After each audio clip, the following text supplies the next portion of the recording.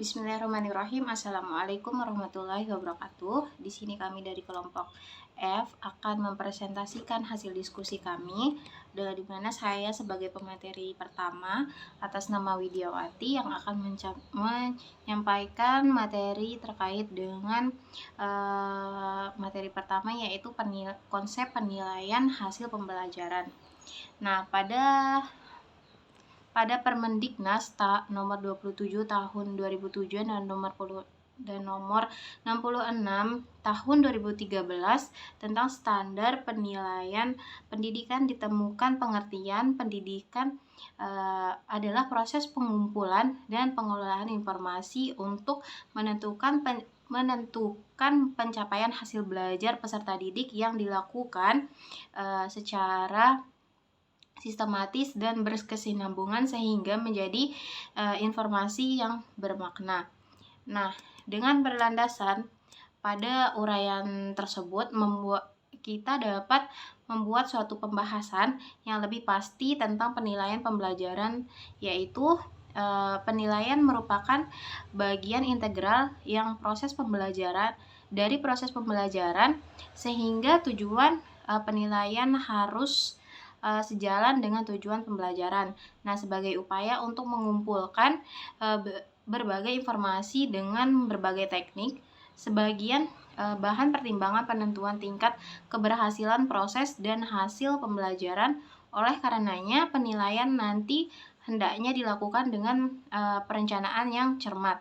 Yang kedua yaitu materi terkait dengan manfaat penilaian hasil pembelajaran. Nah, di sini ada beberapa manfaat penilaian hasil pembelajaran. Yang pertama yaitu evaluasi kemajuan. Nah, penilaian membantu guru dan siswa dalam menilai sejauh mana tujuan pembelajaran telah tercapai. Nah, ini memungkinkan guru untuk mengevaluasi pemahaman siswa dan memberikan umpan balik yang sesuai. Yang kedua, ada pengukuran pencapaian tujuan pembelajaran. Nah, penilaian membantu pengukuran sejauh mana siswa telah mencapai tujuan pembelajaran yang telah ditetapkan. Selanjutnya yaitu yang ketiga, ada memotivasi siswa. Nah, penilaian yang adil dan relevan dapat menjadi alat motivasi yang kuat bagi siswa. Mereka dapat merasa termotivasi untuk belajar dengan baik jika mereka tahu bahwa pencapaian mereka akan dievaluasi secara positif. Selanjutnya yang keempat, ada umpan balik siswa, yang dimana penilaian memberikan umpan balik kepada siswa tentang kinerja mereka. Nah, ini membantu siswa memahami kekuatan dan kelemahan mereka dalam pembelajaran sehingga mereka dapat melakukan perbaikan nantinya. Nah, selanjutnya ada perbaikan pengajaran. Guru menggunakan hasil penilaian untuk mengevaluasi dan juga meningkatkan metode pengajaran yang mereka gunakan. Mereka dapat menyesuaikan kurikulum dan juga mereka dapat melakukan pendekatan mereka untuk memenuhi kebutuhan siswa.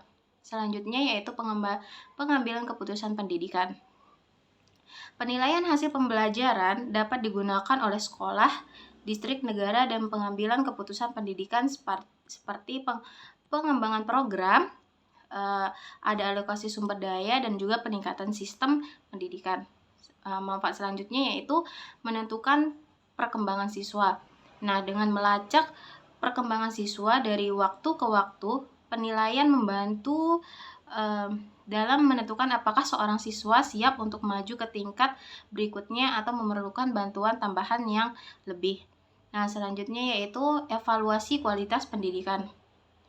Hasil penilaian dapat digunakan untuk mengevaluasi kualitas pendidikan di sekolah atau lembaga pendidikan. Nah, ini dapat membantu dalam akreditasi dan juga peringkat sekolah. Selanjutnya yaitu penilaian diri siswa. Nah, pada penilaian dapat membantu siswa mengembangkan kemampuan penilaian diri mereka sendiri, yang dimana mereka belajar untuk mengukur pencapaian mereka sendiri dan mengidentifikasi area di mana mereka perlu meningkatkannya. Nah, selanjutnya penilaian formatif. Penilaian formatif adalah penilaian yang digunakan untuk memberikan umpan balik secara berkelanjutan kepada siswa selama proses pembelajaran. Nah, ini membantu siswa dalam mengidentifikasi area yang memerlukan perbaikan sepanjang waktu. Dan yang terakhir ada penilaian sumatif. Nah, penilaian sumatif ini digunakan untuk menilai pencapaian siswa telah selesai pembelajaran, misalnya dalam bentuk ujian akhir semester atau tugas besar. Nah, ini memberikan gambaran keseluruhan tentang apa yang telah dicapai siswa selama periode pembelajarannya. Nah, selanjutnya yaitu materi yang berkaitan dengan prinsip-prinsip penilaian hasil pembelajaran. Nah, yang pertama adalah berorientasi pada pencapaian kompetensi, yang dimana penilaian yang kita lakukan harus berfungsi untuk mengukur ketercapaian siswa. Nah, dalam pencapaian kompetensi seperti yang telah ditetapkan dalam kurikulum yang digunakan. Yang kedua yaitu valid. Nah, penilaian yang kita lakukan harus dapat mengukur apa yang seharusnya diukur. Untuk itu diperlukan alat ukur yang dapat menghasilkan pengukuran yang valid dan reliable. Sekian dari saya. Materi selanjutnya akan disampaikan oleh pemateri berikutnya. Baik, bismillahirrahmanirrahim. Assalamualaikum warahmatullahi wabarakatuh. Saya Umar Ramzani dengan NIM S1M021058 yang akan membawakan presentasi lanjutan dari pemateri pertama mengenai prinsip-prinsip penilaian hasil pembelajaran. Yang ketiga, ada prinsip adil. Penilaian yang Anda lakukan harus adil untuk seluruh siswa. Siswa harus memperoleh kesempatan dan perlakuan yang sama, di mana ketika kita menjadi pendidik, kita yang memberikan evaluasi atau penilaian terhadap siswa, kita tidak boleh memandang privilege atau keunggulan-keunggulan yang dimiliki oleh siswa. Sebagai contoh, misalnya anak itu adalah keluarga kita, ataupun anak dari teman kita, ataupun bahkan anak dari petinggi sekolah tersebut seperti anak kepala sekolah. Maka dari privilege yang mereka miliki, kita tidak boleh atau kita tidak memadukan hasil penilaian kita dengan privilege yang mereka miliki, sehingga mereka memiliki nilai yang lebih di mata kita dibanding anak-anak yang tidak memiliki privilege tersebut. Yang keempat merupakan prinsip yang objektif, yang dimana dalam menilai hasil belajar siswa, Anda harus dapat menjaga objektivitas proses dan hasil penilaian.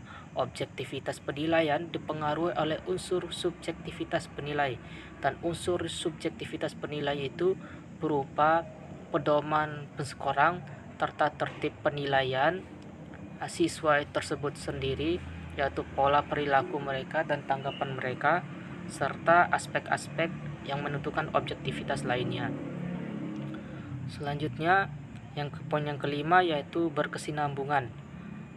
Prinsip berkesinambungan ini yaitu merupakan prinsip penilaian yang dilakukan harus terencana, bertahap, teratur, terus-menerus, yang dimana yang merupakan prinsip ini dan tahap awalnya itu harus terencana, berarti memiliki tahapan-tahapan atau step-step dalam menentukan tujuan dan hasil dari evaluasi tersebut, yang dimana kita tidak boleh melompati step-step dari rencana-rencana tersebut kalau mau goal atau tujuan kita itu tercapai dengan mudah.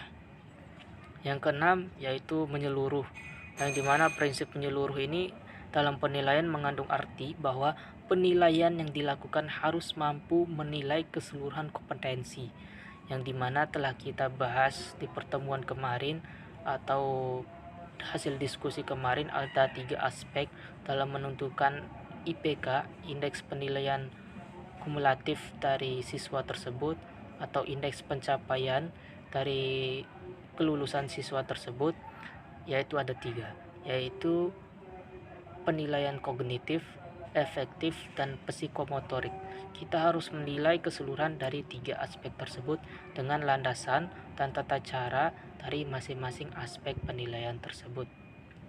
Yang selanjutnya yaitu ada rambu-rambu penilaian hasil belajar, yang dimana ada poin-poin penting dari rambu-rambu ini. Ada 6 macam rambu-rambu. Yang pertama, memandang penilaian kegiatan belajar mengajar secara terpadu atau secara utuh dan secara menyeluruh. Yang kedua, mengembangkan strategi yang mendorong memperkuat penilaian sebagai cerminan diri dari kita maupun dari peserta didik. Yang ketiga, melakukan berbagai strategi penilaian dalam program pengajaran. Yang keempat,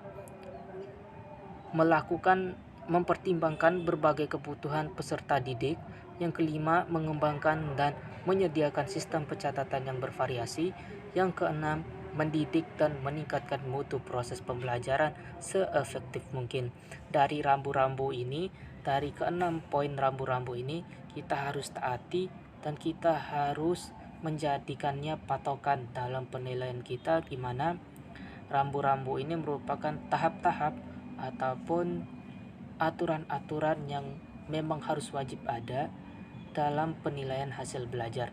Mungkin dalam berbagai rambu-rambu yang lain, seperti rambu-rambu lalu lintas, itu kita harus wajib taati demi untuk terciptanya ketertiban dalam perjalanan lalu lintas kita. Sebagaimana juga rambu-rambu dalam penilaian evaluasi, kalau mau penilaian itu berjalan secara objektif, secara tepat dan secara benar, kita pun harus mematuhi rambu-rambu ini.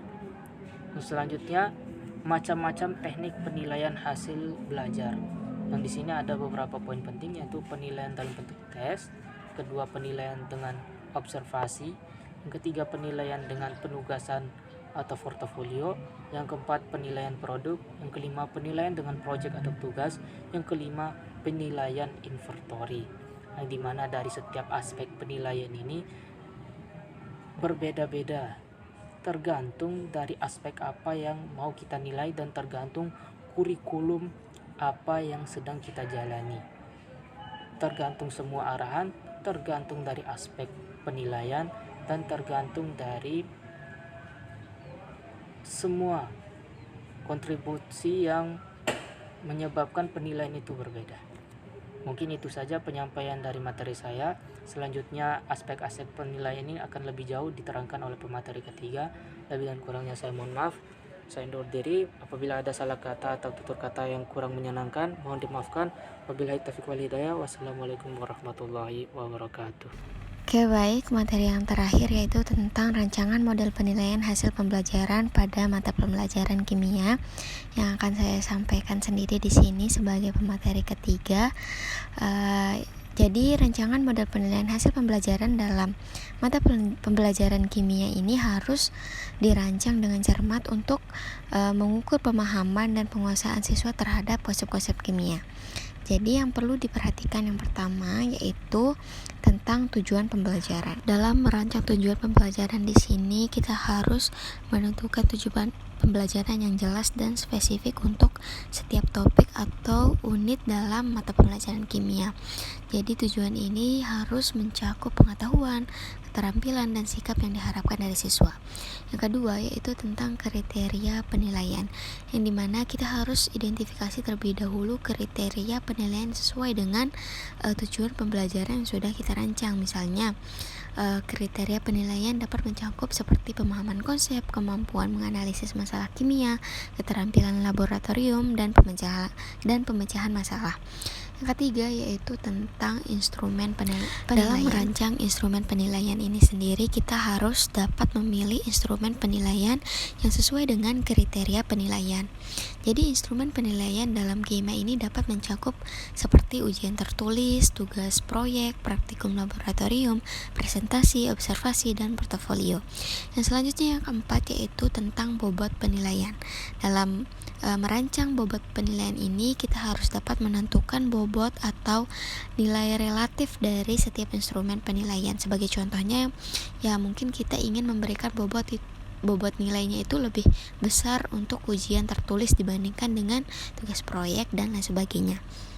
Yang kelima yaitu tentang waktu penilaian, yang dimana kita harus dapat menjadwalkan waktu penilaian ini termasuk dengan tanggal-tanggal atau tenggat waktu untuk penyerahan tugas atau jadwal ujian dan jadwal praktikum laboratorium jika memang ada praktikum. Dan kemudian yang keenam yaitu tentang standar kinerja, yang dimana kita juga harus dapat menjelaskan tentang standar kinerja yang diharapkan dari siswa untuk mencapai tujuan pembelajaran ini, dan ini juga dapat berupa seperti deskripsi tingkat pemahaman yang harus dicapai. Yang ketujuh yaitu tentang format instrumen penilaian, yang dimana kita harus dapat menyesuaikan format instrumen penilaian dengan tujuan pembelajaran dan juga kriteria penilaian, dan juga kita dapat memastikan bahwa instrumen tersebut dapat mengukur pemahaman dan penguasaan siswa secara akurat.